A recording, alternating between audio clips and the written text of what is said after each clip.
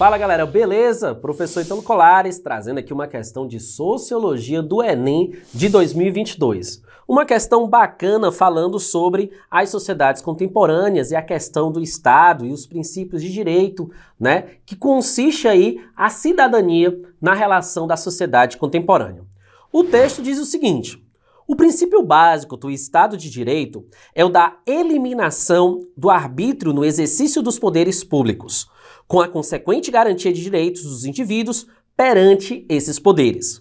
Estado de Direito significa que nenhum indivíduo, presidente ou cidadão comum, está acima da lei.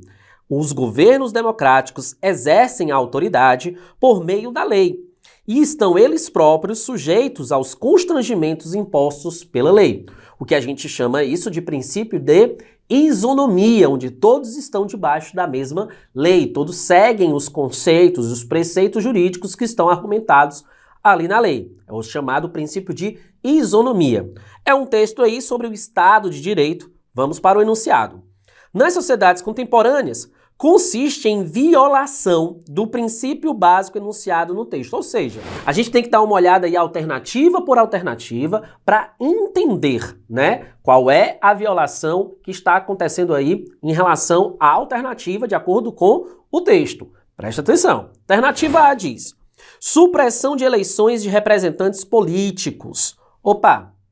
Bem, se há um processo de violação do princípio do Estado democrático de direito, onde os governos exercem autoridade e os indivíduos, né, fazem um processo de julgamento ou de eleição diante desses que vão assumir essas autoridades, que vão assumir esses cargos políticos, a violação seria justamente a supressão das eleições dos representantes políticos, né? Ou seja, a ideia de que nós, indivíduos, cidadãos, não podemos escolher os nossos governantes. Esse termo supressão traz a ideia de, digamos assim, de anulação, né, da questão das eleições dos representantes políticos. Tem muito a ver aí como um princípio que está sendo violado segundo, né, o texto. Vamos verificar as outras alternativas. Alternativa B: intervenção em áreas de vulnerabilidade pela igreja. Opa!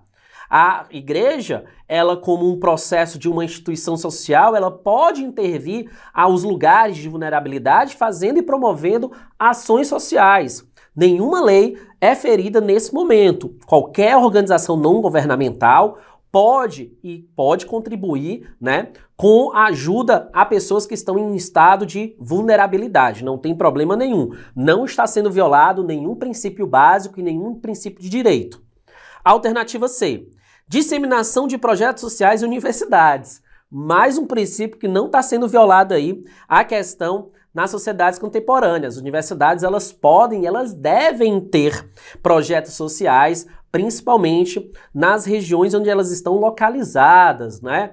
Ações sociais na área da saúde, na área da educação, na área da cultura, na área do lazer, não tem problema nenhum, não fere nenhum princípio básico. Alternativa D: ampliação dos processos de concentração de renda, né?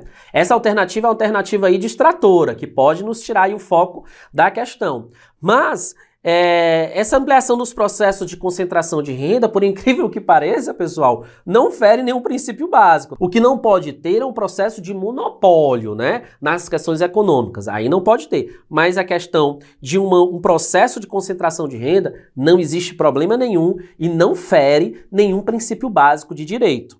A alternativa é regulamentação das relações de trabalho pelo legislativo.